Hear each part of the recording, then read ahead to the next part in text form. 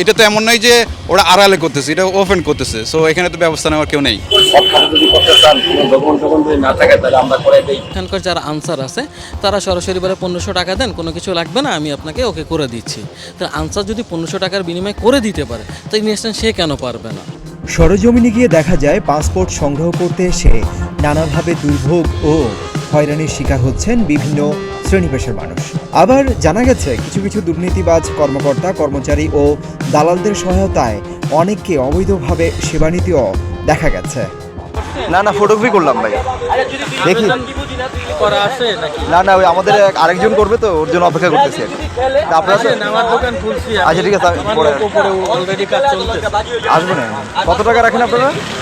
আপনি সব করে নিয়ে আসলে শুধু 1500 টাকা দিবেন। কাগজপত্র না থাকলে কাগজপত্র না থাকলে সেটা তো দেখবো। মূলত লাগবে হলো ভোটার আইডি আর হলো পাসপোর্ট, আর কিছু লাগবে না।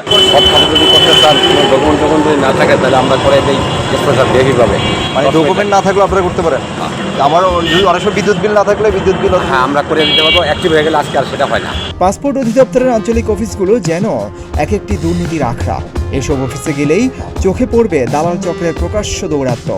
পাসপোর্ট সংগ্রহ করতে গিয়ে দালালদের খপ্পরে পড়ে ভোগান্তি পোহাতে হচ্ছে প্রায় সব ধরনের মানুষকে।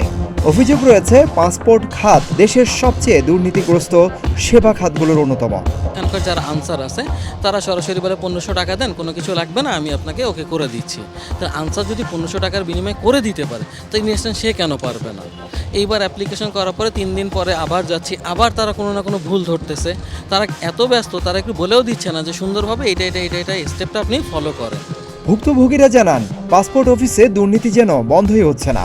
ঊর্ধ্বতন কর্তৃপক্ষের এই ব্যাপারে সদিচ্ছা থাকলে তো এমনটি হওয়ার কথা নয়। কেবল ভুক্তভোগীদের অভিযোগই নয়, পাসপোর্ট অধিদপ্তরের নিজস্ব তদন্তেও ভয়াবহ দুর্নীতির প্রমাণ মিলেছে।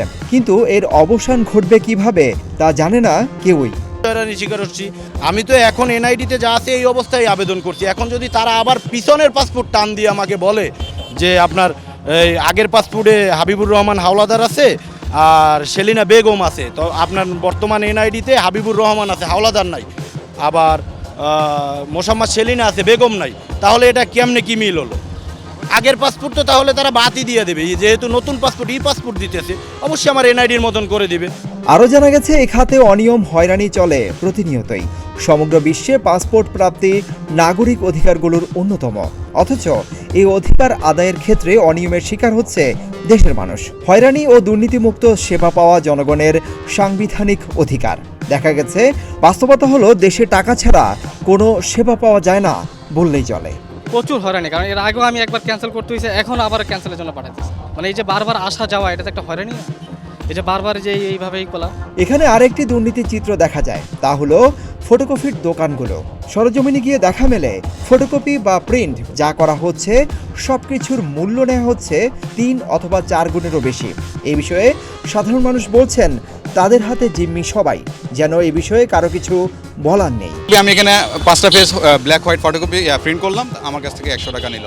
ইভেন আমি তো যতটুকু জানি যে কালার প্রিন্ট করলেও তো হচ্ছে এত টাকা হওয়ার কথা না। একই ফাইল আমি প্রিন্ট করছি হচ্ছে আমার এলাকা থেকে, আমার কাছ থেকে নিচ্ছে হচ্ছে 40 টাকা।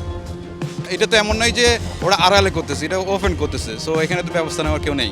পাসপোর্ট অধিদপ্তরের আঞ্চলিক অফিস সহ বিভিন্ন সরকারি প্রতিষ্ঠানের লাগামহীন দুর্নীতি সাধারণ মানুষের অর্থনৈতিক, সামাজিক ও সাংস্কৃতিক অধিকার খর্ব করছে এবং এর ফলে প্রান্তিক ও পশ্চাৎপদ জনগোষ্ঠী নানাভাবে ক্ষতিগ্রস্ত হচ্ছে। ভুক্তভোগীরা জানান সাধারণ মানুষ যাতে হয়রানি, ভোগান্তি ও দুর্নীতিমুক্তভাবে পাসপোর্ট পেতে পারে সেজন্য প্রতিটি পাসপোর্ট অফিসে অভিযান পরিচালনা এবং নিয়মিত তদারকি প্রয়োজন। পাসপোর্ট নিতে এসে সাধারণ মানুষ যাতে কোনো হয়রানি ও ভোগান্তির শিকার না হন সেজন্য পাসপোর্ট অধিদপ্তর সহ এর আঞ্চলিক অফিস দুর্নীতিমুক্ত করার দাবি ভুক্তভোগী সহ সকলের। সিদ্দিকুর রহমান রোমন, প্রতিদিনের বাংলাদেশ।